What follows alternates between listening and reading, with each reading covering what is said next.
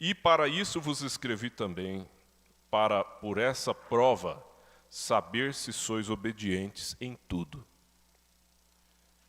E é aí que Deus vê a nossa obediência, o grau da nossa obediência. Ele é demonstrado quando nós somos obedientes durante as provas. E mesmo quando na situação nós temos razão para dar o troco, razão para se vingar,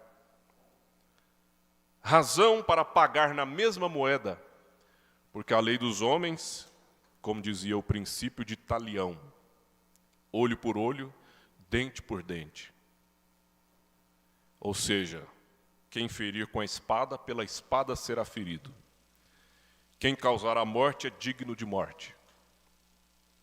Mas então vem o Senhor Jesus Cristo e manifesta a graça, dizendo que se alguém lhe der um tapa na face, você deve lhe oferecer a outra face.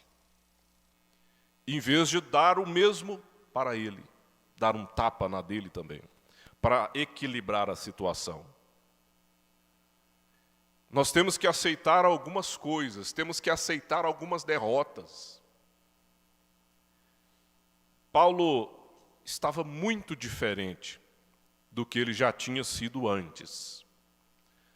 Antes da sua conversão, Paulo era um homem muito obstinado, muito determinado em cumprir aquilo que ele achava que era o correto.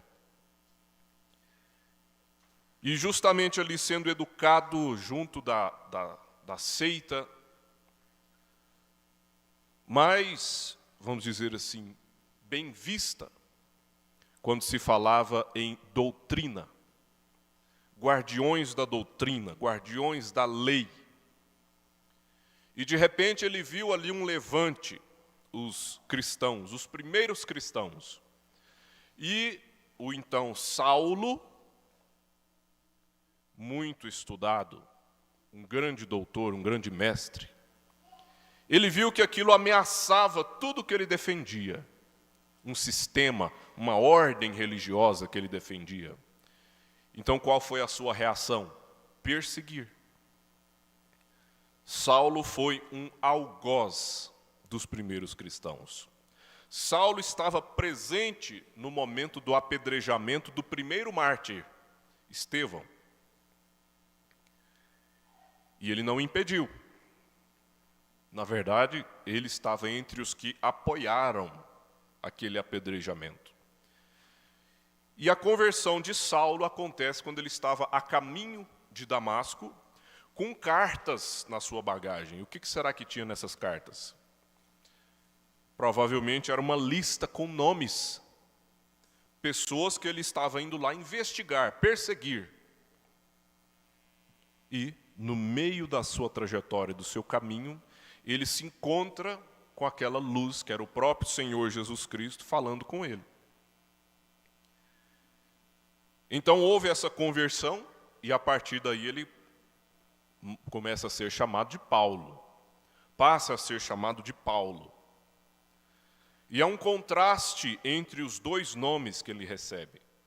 A princípio, Saulo falava de algo grandioso, relacionado com grandeza, e agora Paulo é relacionado com uma coisa pequena. E o Branham nos mostra, essa mudança de nome é também uma mudança na natureza dele. Porque quando você vê o contraste desse homem, perseguidor, algoz, com esse que escreveu isso que nós lemos, acerca de alguém que lhe causou profunda tristeza, e ele falando para os irmãos, vocês devem amar essa pessoa. Alguma coisa mudou na vida de Paulo. E agora eu gostaria de ler aqui, ainda em 2 aos Coríntios, só que no capítulo 12. No capítulo 12 nós vamos ver algo aqui interessante. Algo que Deus usou para amansar aquela natureza ferrenha, combativa que ele tinha.